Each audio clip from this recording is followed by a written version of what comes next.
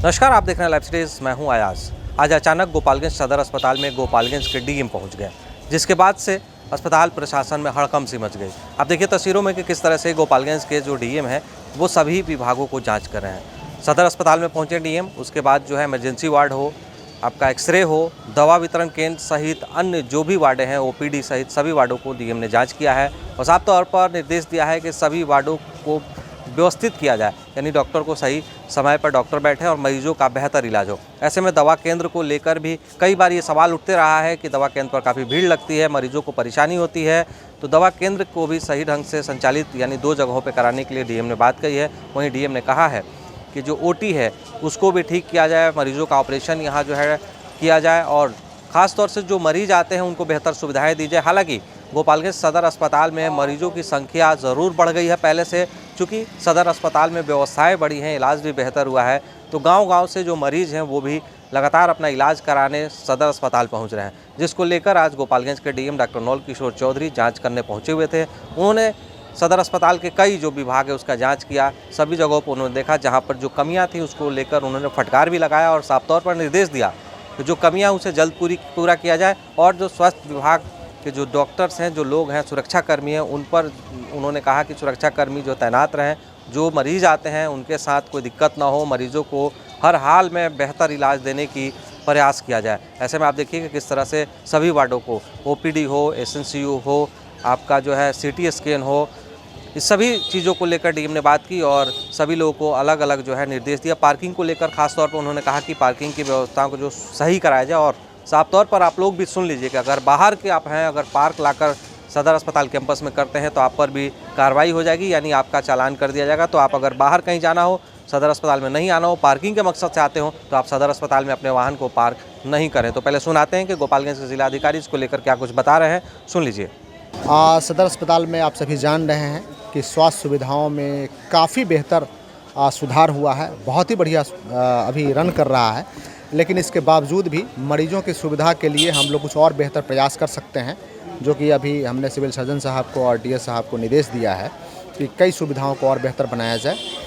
दूसरा कि कई सामग्रियां थी जो हमारे यहाँ वर्तमान में प्रक्रिया में है लेकिन उपलब्ध नहीं है। हमने प्रायोरिटी लिस्ट बना करके यदि आवश्यकता हो तो रोगी कल्याण समिति से भी खरीदने का सीएस साहब को निर्देश दिया है, हम लोग वहाँ से भी कराएंगे। और तीसरा, कुछ मरीजों से हम लोग सुझाव प्राप्त करने के भी निर्णय लिए हैं, एक फॉर्म उसके लिए भी डेवलप कराएंगे ताकि जो मरीज़ का सुझाव हो हम लोग प्रयास करेंगे उसको इम्प्लीमेंट करें। और नेक्स्ट की एम्बुलेंस की उपलब्धता के लिए भी हमने एक फॉर्म जो है आम जो मरीज़ के अटेंडेंट हैं उनसे हम लोग भरवाएंगे कि आपने मरीज़ एम्बुलेंस के लिए प्रयास किया या नहीं। यदि उन्होंने प्रयास किया है तो प्रयास के कितने देर के बाद आपको एम्बुलेंस प्राप्त हुआ है। फिर यदि उनका मरीज़ सीरियस है या उनके मरीज़ को घर छोड़ने की ज़रूरत है तो क्या उन्हें एम्बुलेंस मिला या नहीं।